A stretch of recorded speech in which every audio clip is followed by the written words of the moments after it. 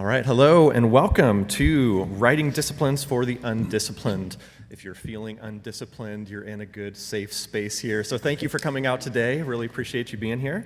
And to help us fellow undisciplined folks, we have some very disciplined folks here with us on stage that I wanted to introduce you to, starting with Carla Moon Medrano. So Carla is a wife, mom, nurse, podcast host, comic book marketer, and the founder of Black Girl Comics, a publishing company elevating the experience of brown and black girls, and the founder of the Zelda Awards, a celebration that recognizes the outstanding achievements of women in comic book culture. And even though she didn't put it in her bio, I also want to let you know that she's the writer of Luna. So look out for this comic from her. There's a couple issues out already with a third on the way. So that is Carla. Thank you for being here, Carla.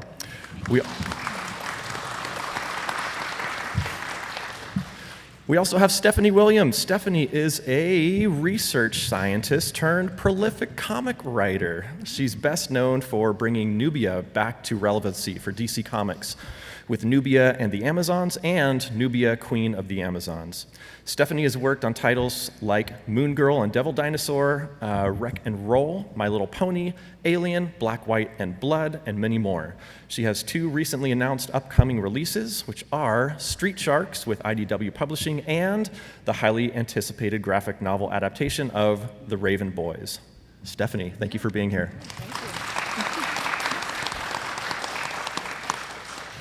Then we have Melissa J. Massey, who is your purveyor of fine fantasy comics and tragic shenanigans. The creator of Black Ball and The Alchemist of Aurelia, she combines a love of art history with shonen manga to create exciting adventures for lovable characters. And she's also done more crowdfunding campaigns than any of us put together. So MJ, thank you so much for being here today.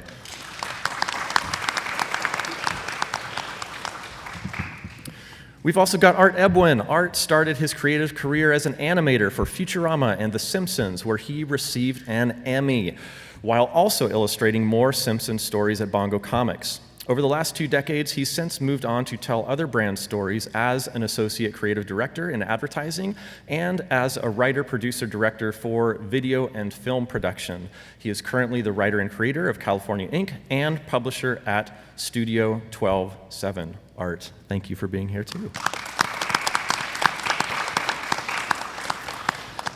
And finally, we've got Justin Giampaoli. Over the last 20 years, he's transitioned from being an award-winning critic at 13 Minutes and the Comics Bulletin to being a writer at DC's Vertigo imprint, Dark Horse, Boom Studios, and Madefire, as well as a freelance editor for Image Comics and Studio 12-7. His most notable work includes DMZ, Rome West, Starship Down, and California Inc., and he's got an upcoming work, an unsettling crime drama called West Side with artist Dave Law at Studio 12-7. Justin, thank you for being here too. My name is Ryan Clater. I am a comics artist and a university professor, and I'm going to be your moderator today and asking a few questions of the folks up here, and then with some time at the end, I want to turn it over to you since this is meant to help you here. I want to get some questions from you, so be thinking of questions you might want to chat with these folks about.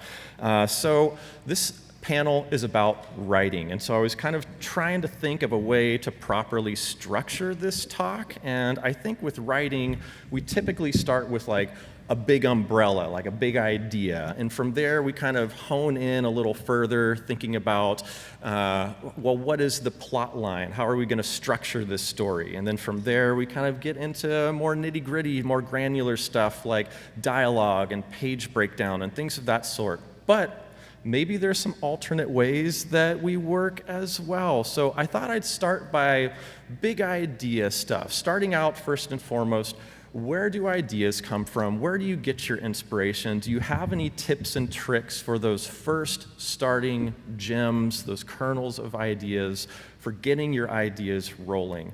Maybe we can start left to right here with Art and work our way down the row, and then we'll see where things go. Art, you just came out with California Inc.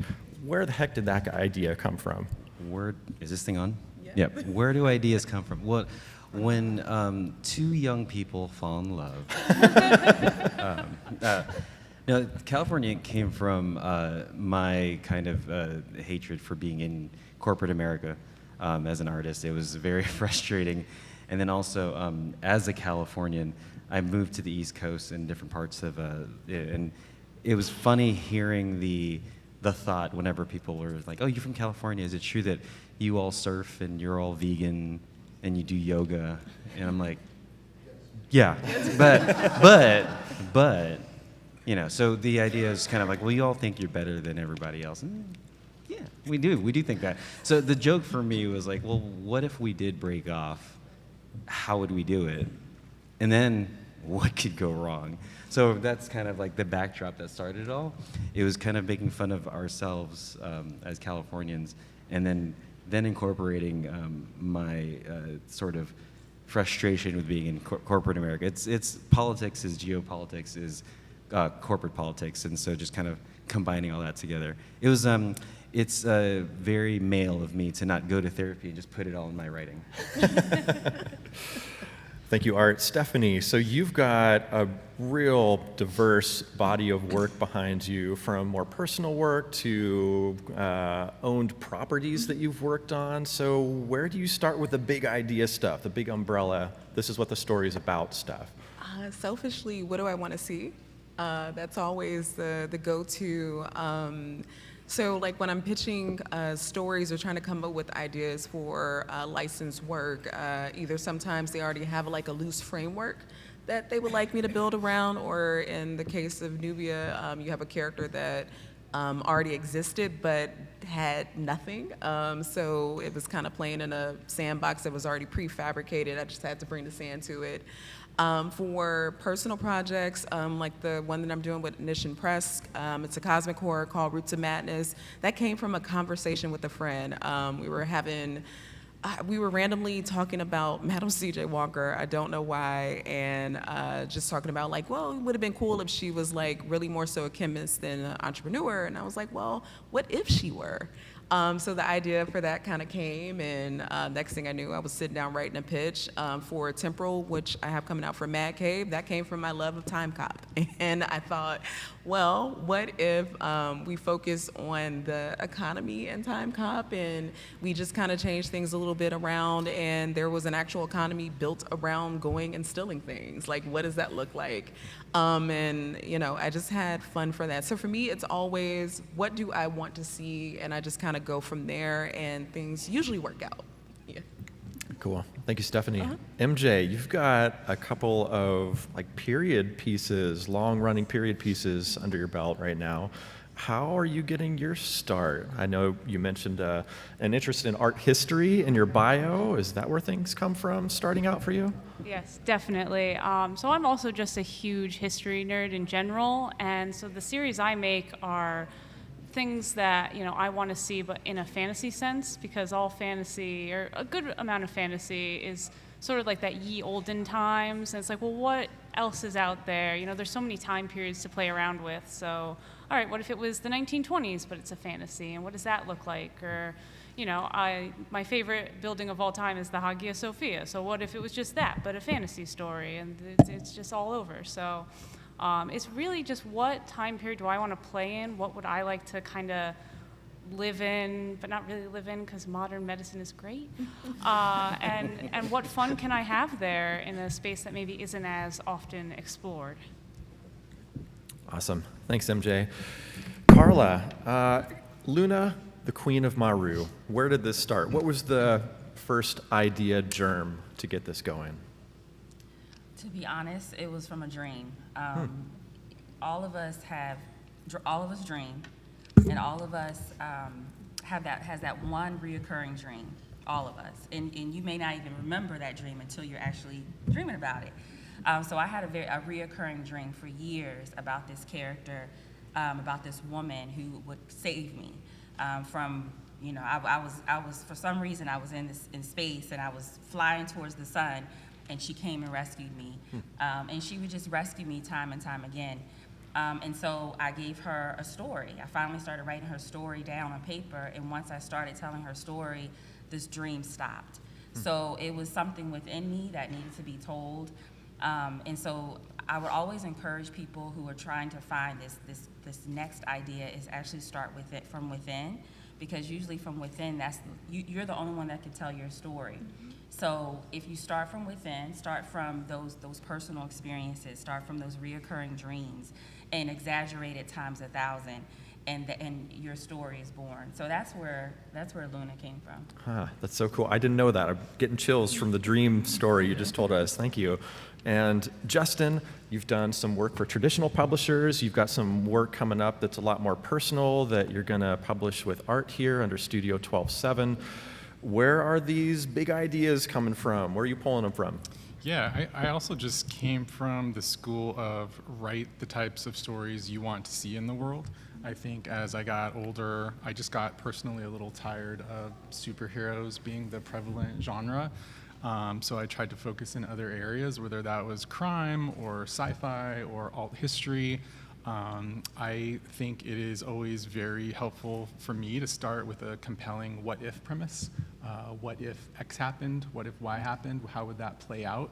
I tend to be an over-planner, so I always know the final page, final panel, final line of dialogue, and try to work backwards from there and figure out how do I get to that point. That's my general approach. Okay, great.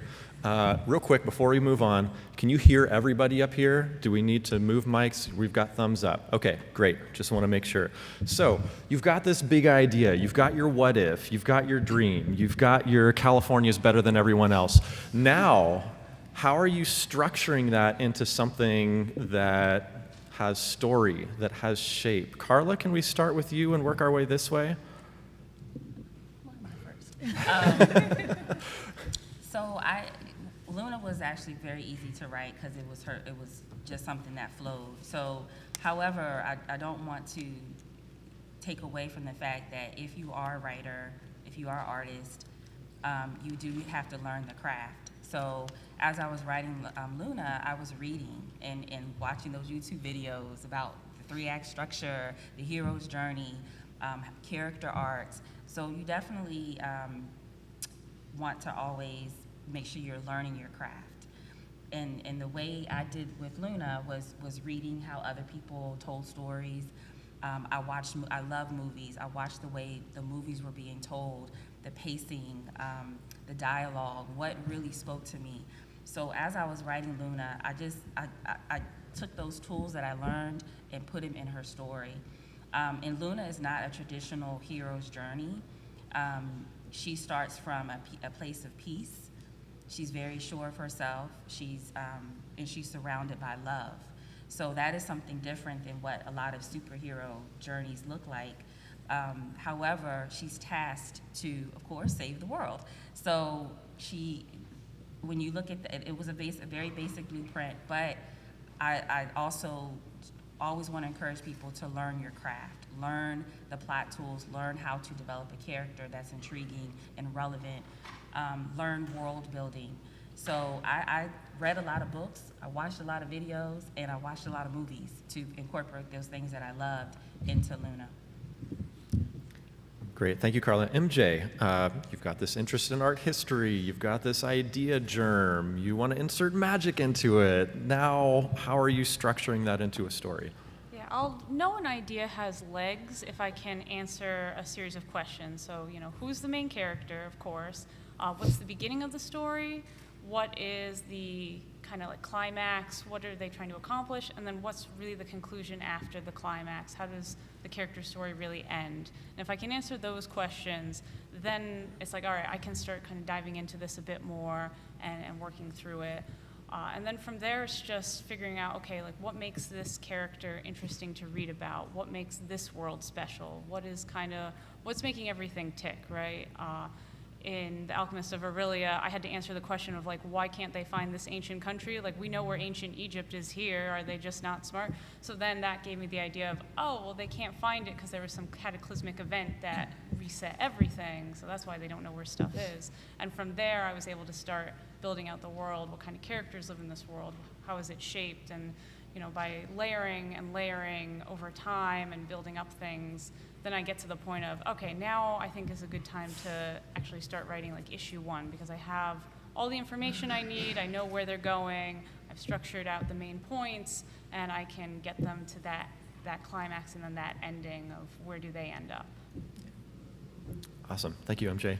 Stephanie, I'm guessing this is going to be a very different process for you for Street Sharks versus Raven Boys versus the many other things that you've done. So how are you jamming this into a formal structure? So for me, it's always starting with how do I make this relatable? And that goes across the board because that allows me to pinpoint different aspects in the story, whether it be world building, the decisions that my characters make, just trying to make sure that I'm giving the story a heartbeat. And by allowing myself to do that, everything else kind of falls into place. So for instance, for Route to Madness, it's a cosmic horror set in Savannah, Georgia. That is a big brain idea, right? But other than that, why else would you care? So going in and adding in different things like my main character having a family notebook that's been passed down from generation to generation. The story being set in 1905, so I can play around with different historical things and maybe do an alt history. So looking up things like what was going on during the Reconstruction era. I read other books.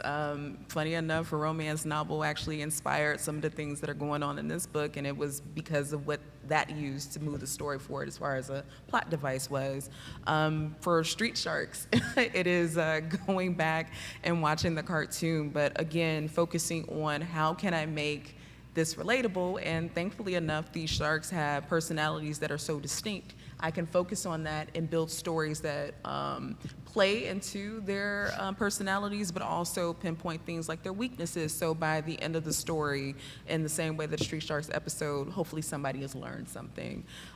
For Warriors in the We Wonder, that is little toddler Diana driving the Amazons crazy. So like, how does toddler Diana disrupt Amazon life, which allows me to explore different things in the Amazon culture that we might have not seen before. So it's always starting with how do I make this relatable and then branching out from there. Cool. Thank you, Stephanie. All right, Art, you know Californians are better than everyone else. What now? Whoa. I have three other projects too. One is still related to California. I did do a recent horror story, which is new for me. And then I'm actually working on a kid's story, which I can't quite announce just yet. But all three of those, it's kind of where Justin was talking about is, knowing the end, but not just for me, it's not just knowing the end. It's like, what am I trying to say? Why does this story have to exist? For me, as Stephanie was saying, like, what do I want to see on the shelf and why? And so what's the point? Why does this even exist is why I write the thing. And then I back into it from there with, who has the most at stake, who has the most to cause trouble to stop it from happening, and how do we get there?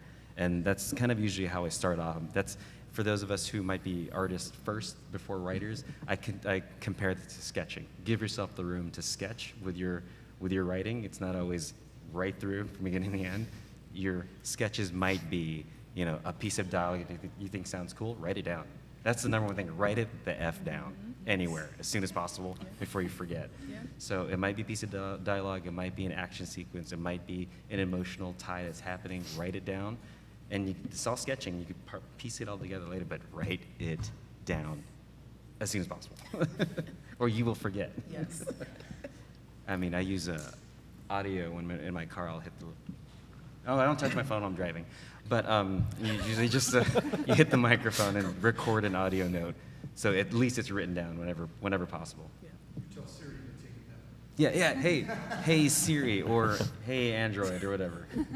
Do the thing, but don't use AI water. Justin, story structure? Yeah, I think in my work I really focus on characters' identity, and I think if you look at most of the comics I've written, the way the character's identity starts is going to be much different than the point it evolves to by the end of the story. I heard this tool a long time ago that is a compelling character arc is about the lie the character believes about themselves being revealed. And to illustrate that point, we can use Luke Skywalker as a really cool example. It's Comic-Con, so you have to talk about Star Wars. When you meet Luke first, he thinks he is a nobody in the galaxy. He thinks he's this farm boy from a backwater planet, and he's nobody. But by the end of the saga, obviously, he's one of the most important people in the universe. So I also just agree with Art. The most important thing to do is write your stuff down. The thing I've said to a lot of people sometimes when they're starting out as a writer is that you can't edit a blank page, right? And I think that a first draft is perfect. Every first draft is perfect because all a first draft has to do to be successful is exist, right? From that point, you can edit it, you can rewrite it, and the magic of writing a lot of times is in editing and rewriting and rewriting and rewriting and just honing it to perfection and progress over perfection. Great, thank you, Justin. So we've talked about big kernel ideas. We've talked about trying to hone those into sort of a structure or a plot of some sort. And now I think we're getting into what people traditionally think of as writing, even though all that stuff is also writing, but sitting down at the keyboard, punching out dialogue, saying what's going to go in a particular panel. How do you structure a visual page around this? Because it's not just words. So what sort of things are you considering as you're taking that structure and putting it into a more granular form at that point? Stephanie, can we start with you and then we'll work to Art and back around? Yes, so actually just recently learned this while I was here. An editor and a TV guy who had to read my work was like, I really enjoyed this because it kind of reads like a prose novel, even though it's a comic. The reason why I try to write my comic scripts that way is because I unfortunately don't always know who my artist is going to be.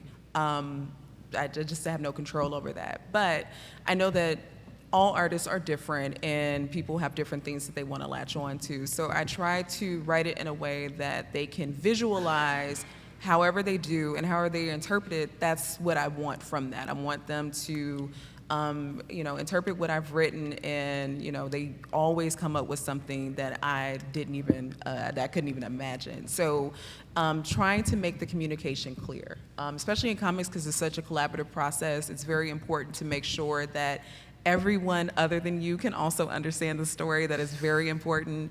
So I try to make it a fun read if I can, because I don't want someone getting my script and like rolling their eyes because it seems like an IKEA directions versus them putting the story together. So because page economy is so important, I usually panel out first. That was a lesson I learned very later. But I panel everything first and then go and put in dialogue. Now, like Art says, sometimes there's dialogue that comes to you think is brilliant, so you write it down and you just have it there. But oftentimes, because again, comics is a collaborative process. If the art is already saying what you want to say in that lettering bubble, in the bubble, get rid of it. So you're never done writing a comic until it's printed. And even if it's printed, you're probably still not done because there will be something to be found for a reprint. But for me, it's making sure that what I have written is clear and that it allows for, there to actually be some collaboration to happen. I just don't make your comic scripts look like IKEA directions. I have a bone to pick with IKEA, but yes. Stephanie, something you said there is you try to make your scripts fun. What does that look like to you? Oh, it could go anywhere from meme references, like memes being used for references, me linking YouTube videos, Street Sharks. We're doing a lot of wrestling. So there is like a hyperlink to so many wrestling moves, different angles, so that my artists can, have fun with it. Sometimes with different characters in writing, if I want to switch up their hairstyles, that'll be included. For skin tone, sometimes I'll include Fenty foundation codes because the colorist, so they can get an idea of what that looks like instead of me saying, oh, this person is, a light tan. Well, what does that mean? That could mean anything. But if I give them a makeup code, they can look at that. It's considering cool tones, warm tones, all of that, so that it's a little bit more direct, and also our colorists can, not be mad at me because I'm just like, oh, actually, this is actually wrong. So just different things like that. I was not expecting any of that. Thank you. Awesome. Art. What was the question again? It's we've gone from big idea You're to right. structure, and now it's nitty gritty. Nitty gritty, yes. What happens there? How are you making that happen? I'm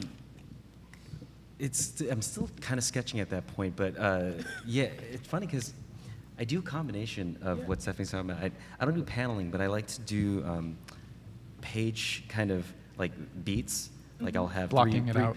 Was that Blocking it yeah, out, blocking right. it out. But also, and then within that block, I'll start to actually start roughing out dialogue that happens in there ahead of time. And then my version of roughing out dialogue is I don't my vomit draft. I don't like typing when I vomit draft. My vomit draft is again going back to audio. While I'm going for a walk around the neighborhood, you know, just or even a jog, I'll turn on brag. I work out.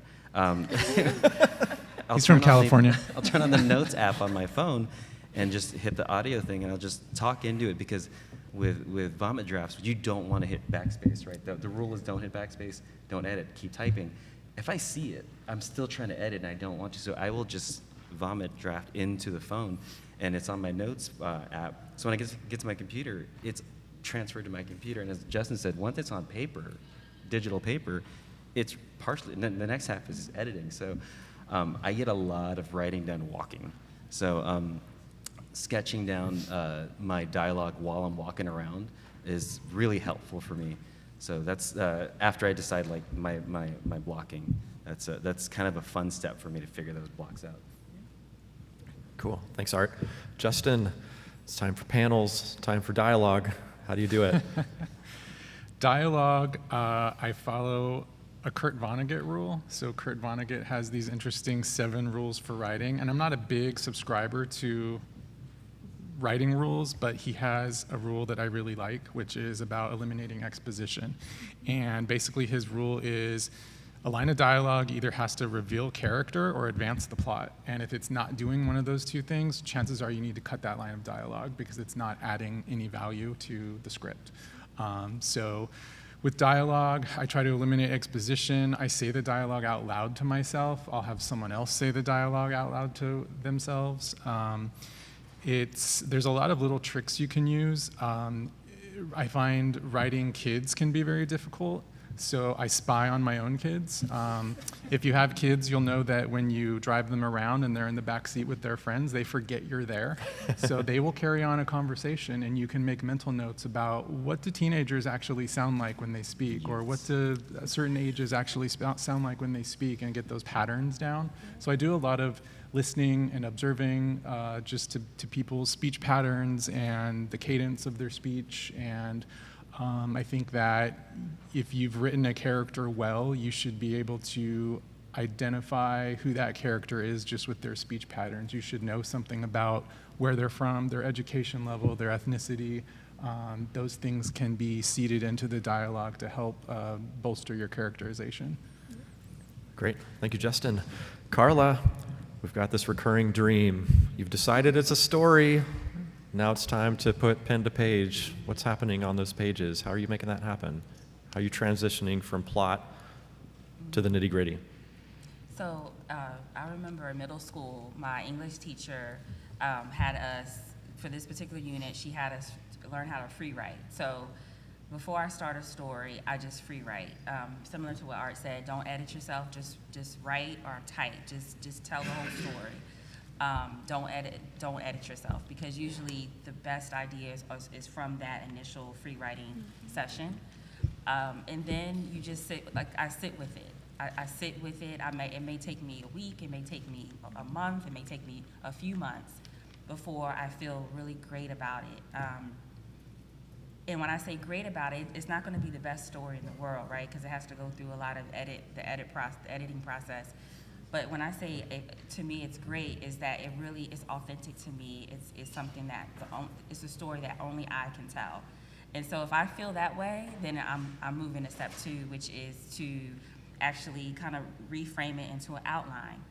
And then I think about, okay, am I gonna write this solo, or do I want to have a co-writer? So some of the stories I'm writing now, I have a co-writer. because I realized that I feel like I'm not as versatile as as my panel members. So I feel bringing in additional team members helps enrich the story and the experience. For example, one of the upcoming stories, My Sister is a Dragon, I'm co-writing with another African-American writer, and she is an anime and manga fanatic. I am not. So I realized in order to really get that feel of anime and manga, I need to bring in the expert. And together, we are creating this story. So my biggest piece of advice is to free write your story. Don't edit yourself, just write it.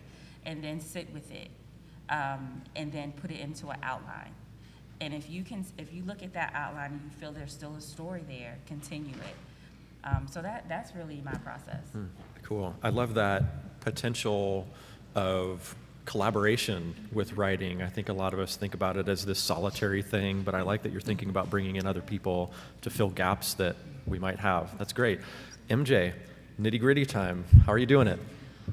So when I set out for my current series, I actually sat with my story editor and we took a day and we plotted everything out on Post-it notes. So what were the steps of the story that needed to be hit and what were the general ideas that happened there, and then they're on a poster paper and it's up on the wall. And then as I'm going through and tackling each chunk of the story, then, I start adding more Post-it notes. Or if I figure out something down the line, I slap another Post-it note on it, like, oh, that's how to figure out that part because this part happened over here. And then when I approach then the next issue, I start actually with an outline. I have a notebook and kind of, as some of my other panelists have said, I just get it all out. What is everything I want to happen in that issue? And then because I'm also an artist, a lot of the time I'm seeing the scenes in my head visually already. So I might jot down some thumbnails to the side. I've also done where I have a grid and I thumbnail the page and I script it at the same time. Or, I just kind of go through, and when I do the panel breakdowns, they're kind of more like suggestions. Like, it would be nice if you could do just 7 panels, Melissa. Just don't do more than 7 here. That would be great. And so just to get that first draft out, because perfect is the enemy of finished, so it's more important to just get that first draft out, and then I'll go back and revise and review. And sometimes even when I get to the drawing stage, I'm like, just 7 panels, and we can get an 8th one for sure, I'm certain. Or I'll just toss out pages like we don't need that, or we don't need that scene. So it's very much a evolving process all the time. There's almost not like a finished state until the book is printed, and it's like, well, it's done now, oh, here it is. Yeah, so MJ, I feel like you're touching on something that I want to get into at the end before I turn it loose to questions. So that's my prompt to you. If there's any questions, anything you want to ask, get those ready.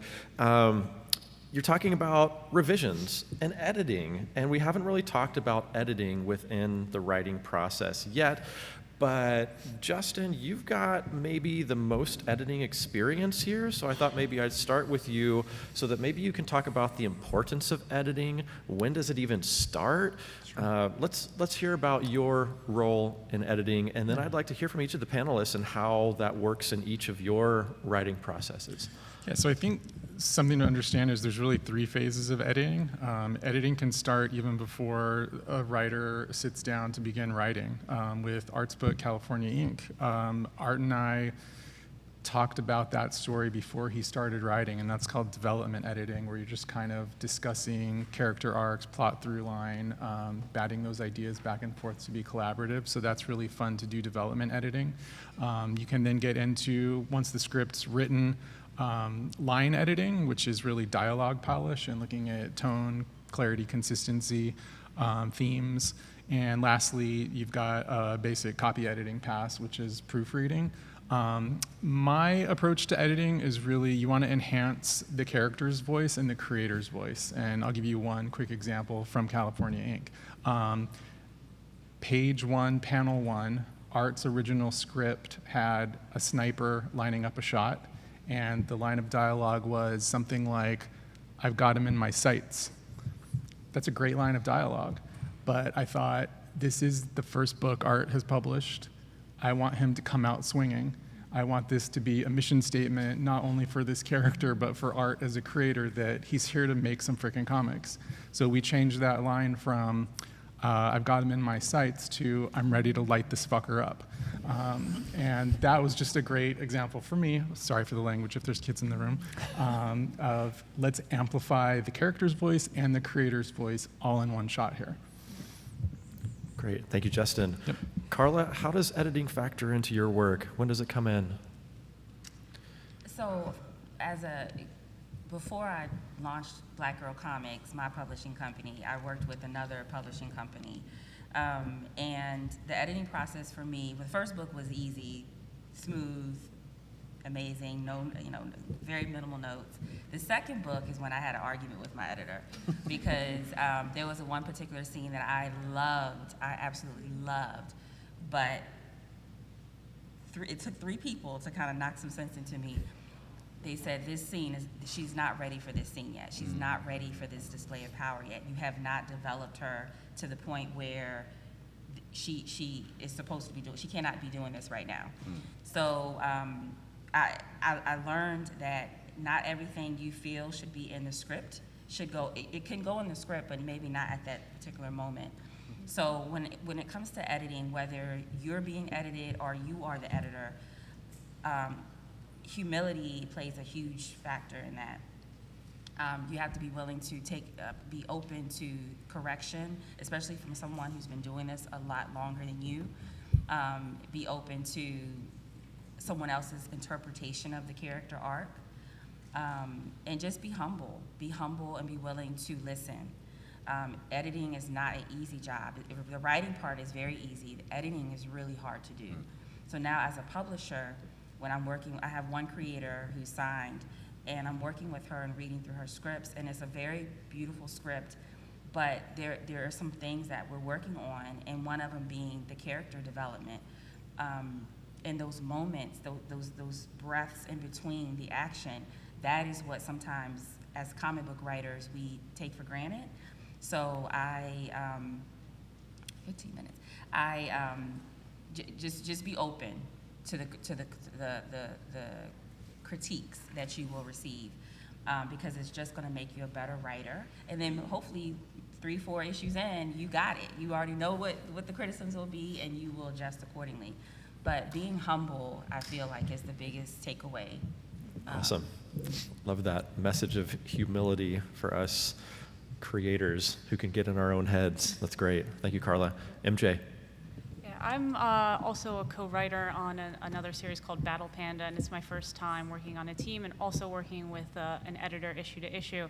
And I love it because I'm always learning something new. I'm always learning a new approach or just something I didn't know before about, grammar things or even just like story structure things I wouldn't have thought of on my own or even with just me and the other writer.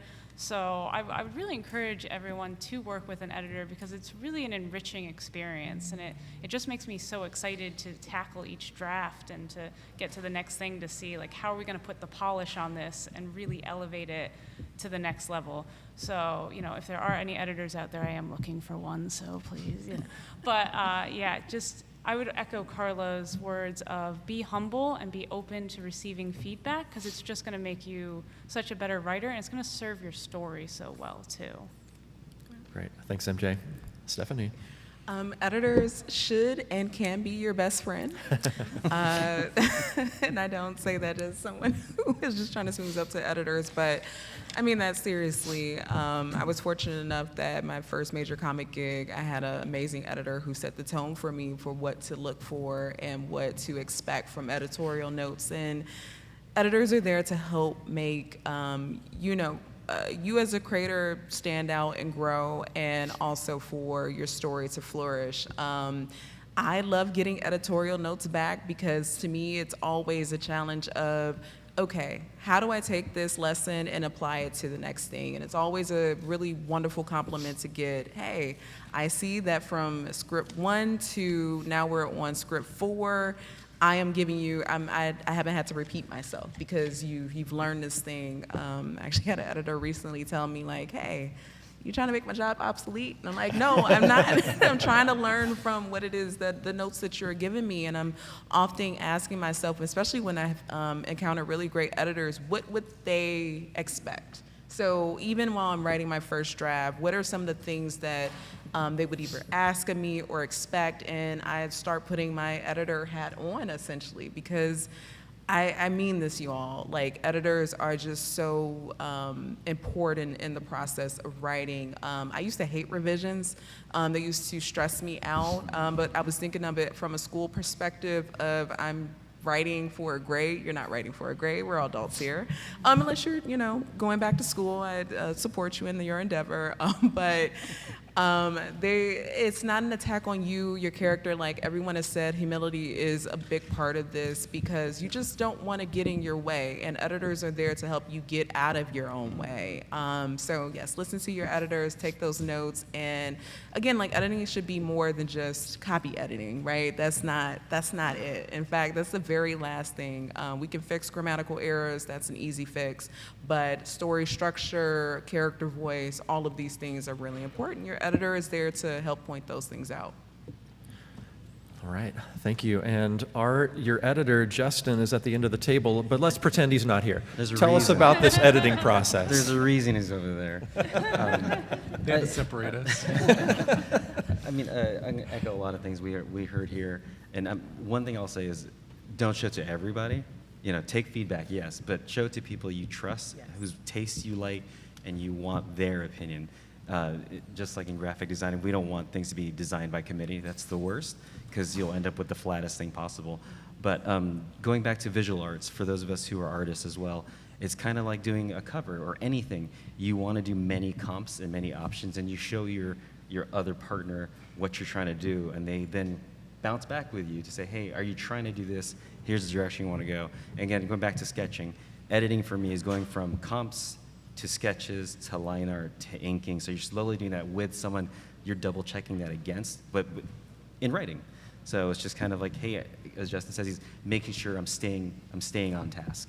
In advertising, it's so you're trying to stay on strategy. Am I getting the point across every step of the way? Am I complimenting? Am I enforcing that thing I'm trying to get to at the very end?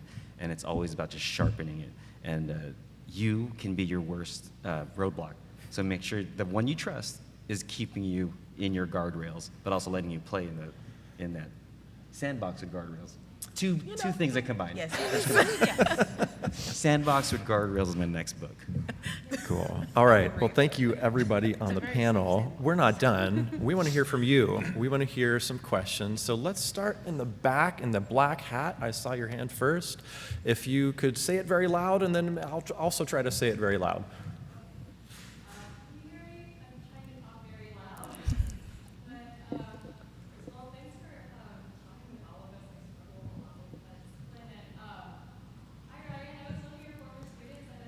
Oh my gosh, hi. Let's talk afterward.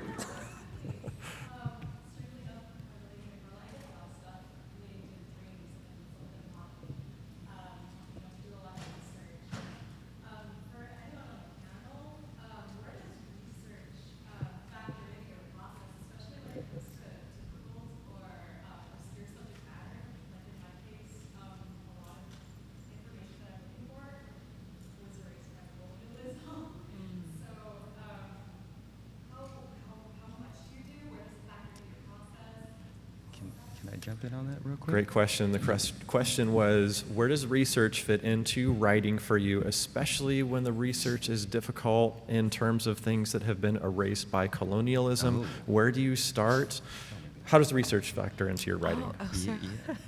You sound like you I had feel like I have the leg up on this. It was actual research scientist, so the science part, but in doing that, it allowed me to be very tenacious when it came to finding things that I wanted to find. So there have been instances where I was looking for something and it just wasn't available, so then going and trying to find a human source.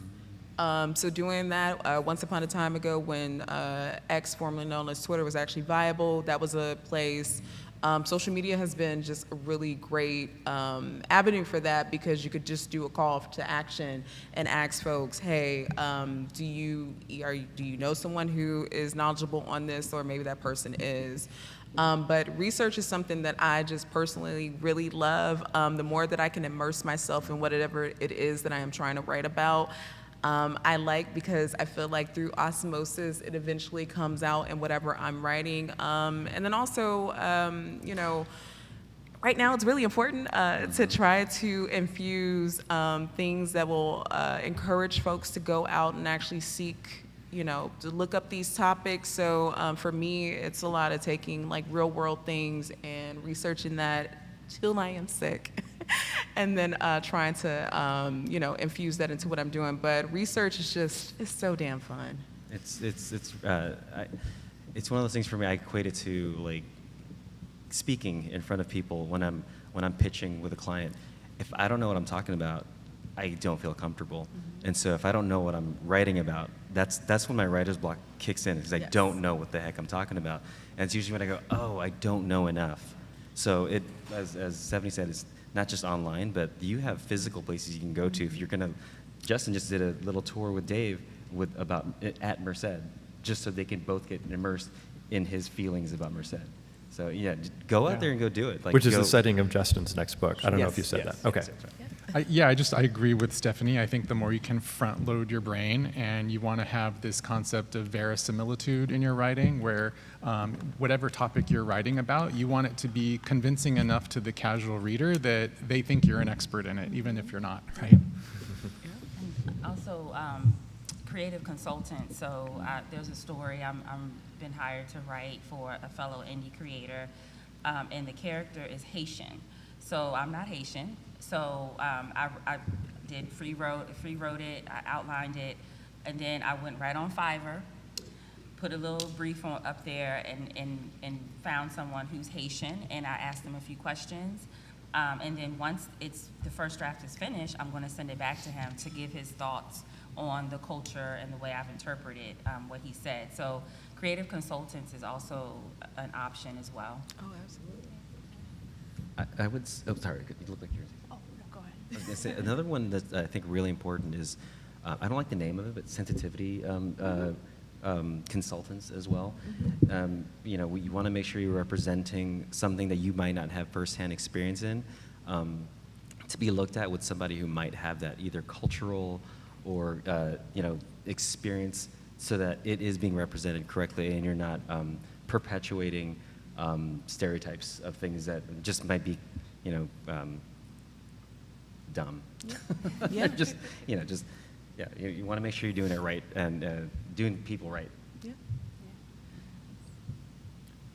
And then if you're doing something from a history standpoint, there's all kinds of niche groups out there that are probably as interested in the thing as you are. Like the Byzantium Reddit is poppin'. I don't know if you guys knew that. And they're so passionate about it, and you can either learn how other people are talking about it to get an idea of what they find interesting, or people are always willing to share resources and academic sources as well. So that's also a great way to go. Another thing that has also helped me is because I'm kind of wide-read in history.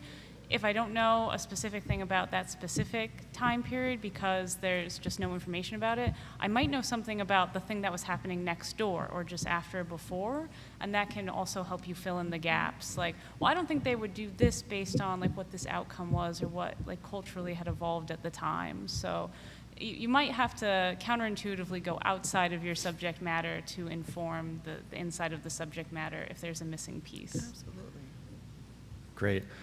So we've got about 3 whole minutes left before we need to vacate, which means I'm looking for somebody with a question that can have some rapid fire responses. We've got like 30 seconds per person left, so keep those hands up if you've got a rapid fire one. How about right there in the rainbow shirt?